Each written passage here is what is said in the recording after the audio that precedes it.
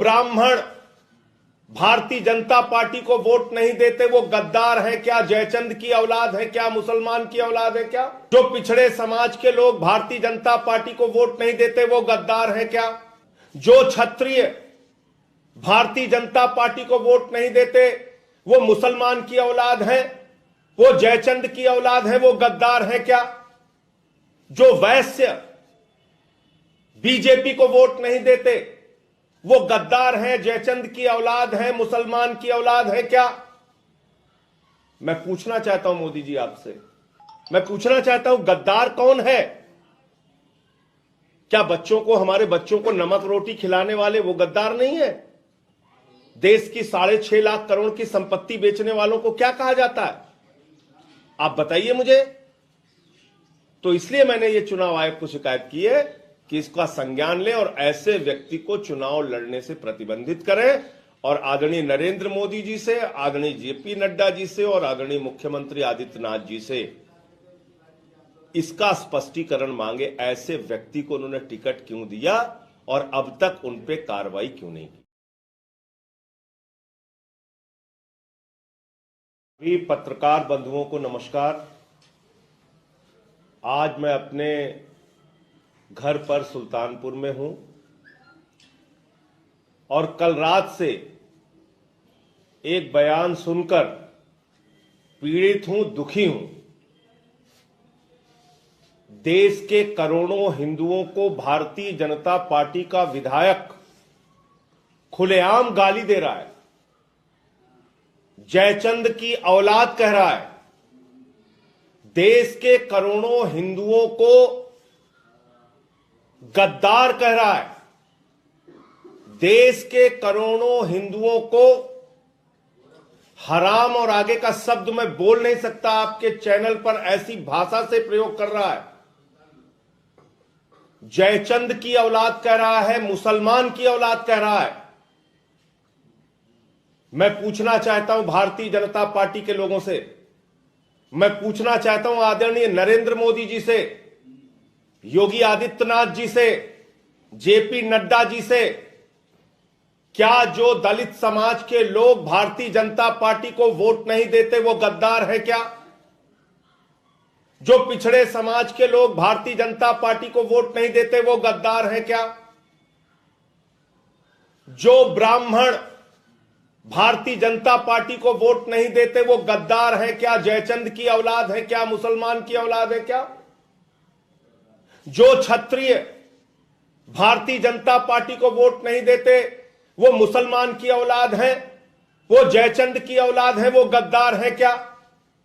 जो वैश्य बीजेपी को वोट नहीं देते वो गद्दार हैं, जयचंद की औलाद है, मुसलमान की औलाद है क्या?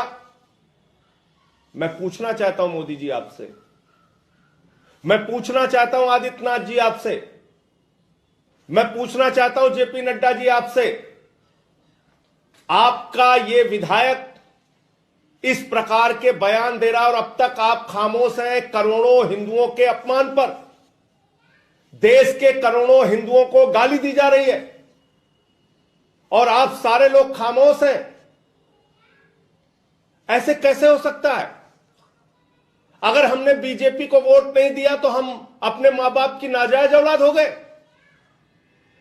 भारत का संविधान, बाबा साहब डॉक्टर भीमराव अंबेडकर के द्वारा रचित संविधान हमें अपने मर्जी से वोट देने का अधिकार देता है। देश का निर्वाचन आयोग हमें अपने मर्जी से वोट देने का अधिकार देता है। भारतीय जनता पार्टी को जो वोट नहीं देगा वो जयचंद की औलाद हो जाएगा, वो मुसलमान की औलाद हो जाएगा, वो गद्दार हो जाएगा और आगे का शब्द तो बोल ही नहीं सकता मैं। हराम, हराम, इस प्रकार की भाषा बोली जा रही है। भारतीय जनता पार्टी के लोग ऐसी भाषा बोल रहे हैं।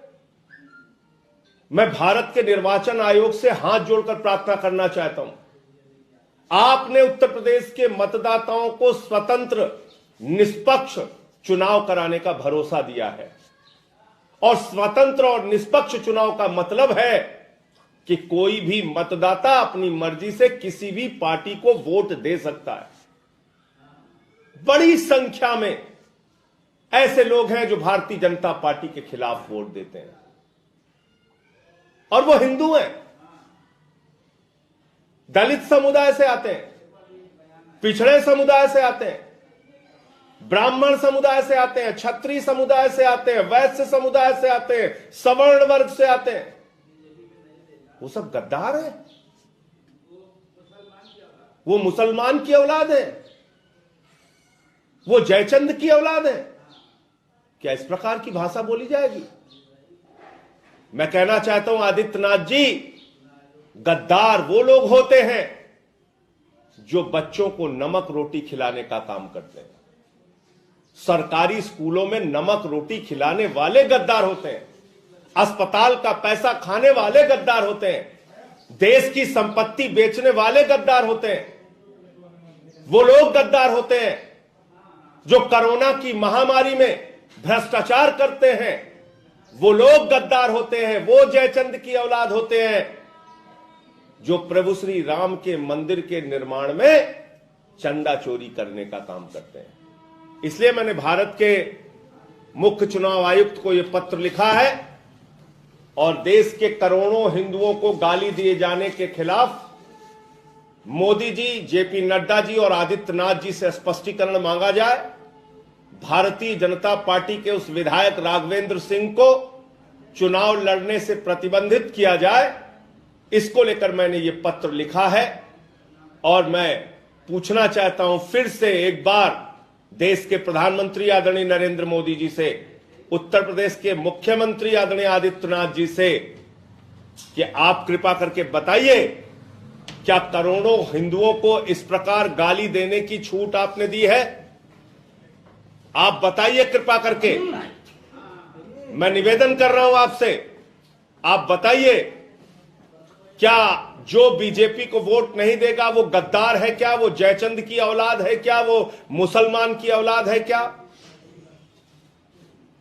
क्या वो हराम, आगे का शब्द फिर कह रहा हूं, नहीं बोल सकता, ऐसी गालियां दे रहे हैं आपके लोग?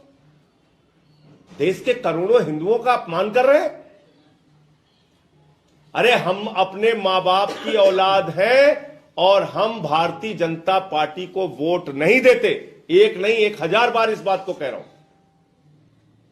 मैं अपनी पिता की औलाद हूं, अपनी मां का औलाद हूं, और मुझे फक्र है इस बात का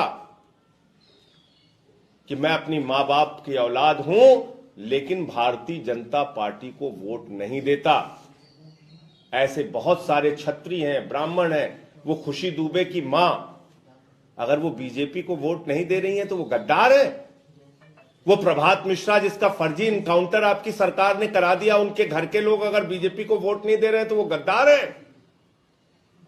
वो ब्राह्मण समुदाय के लोग जिनके ऊपर आपकी सरकार ने अत्याचार किया, वो नौजवान जो लाठियों से पीटे गए, वो किसान जो सड़कों पर बैठे रहे, 750 किसान शहीद हो गए, वो कोरोना की महामारी में नदी के घाट पे जो लाशें पाई गई, उनके परिवारों के लोग अगर बीजेपी को वोट नहीं दे रहे हैं तो क्या वो गद्दार है, जयचंद की औलाद है, मुसलमान की औलाद है?